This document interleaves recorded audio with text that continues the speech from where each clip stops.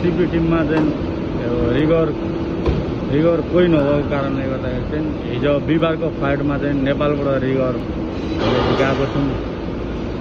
Rigour Deepak Chaudhary हिजोको फ्लाइटमा आइपुग्नु पर्छ, त्यही भएर आज यहाँ रिगरको लागि चाहिँ यहाँ काम गरिरहनु पर्छ, यहाँ लिफ्टिङ। सिपीमा चाहिँ कोही पनि रिगर नभएको कारणले गर्दाखेरि चाहिँ टाढाबाट मगाउनु पर्यो रिगर नेपालबाट। हाम्रो रिगरको नाम चाहिँ चौधरी दीपक। लिफ्टिङ सुरु भइसकेको छ सिपी 8मा अहिले।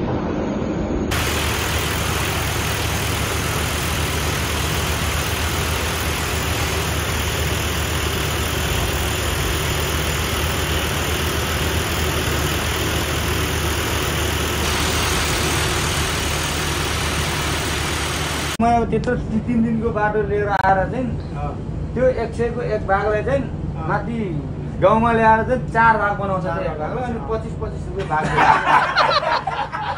हावा कुरो यस्तो चाहिँ होइन होला। लिम्बूको त्यो चाहिँ बिजनेस गर्ने त्यो हो फाइदा भयो होस् नहोस् तर व्यापार गरेछ उसलाई होइन। हिसाबको नआए पो थाहा हुन्छ त कति फाइदा हो कति। अब 100 को होइन, एक भाग त्यही त होइन, उसले ल्याएको त एक भाग हो नि त, तर 4 भाग त्यो त बनाएकै हो नि त। 4 भाग बनाएर बेच्यो ओहो को अब हो, अब थाहा छैन बुढो आएर अनि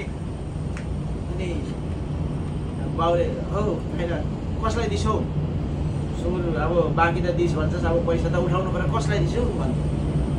अनि अब जेठा र काइला चाहिँ गएको थियो यो होइन, जेठा मान्छे त खानु थियो है, देख्यो भने चिन्छु है त्यसलाई, देख्यो नि आउँछ नि भनेर भन्दा यसलाई दियो जाँड हो खाएर आएर अलिअलि बेचेको नि बाउजी कुन चाहिँ मधेसीलाई दिएको रहेछ, देख्यो भने त चिन्छु जाँडलाई, खानु छ मान्छेले भन्छ अरे। अब यो चाहिँ रियल घटना के हो, त्यस्तो हुन्छ।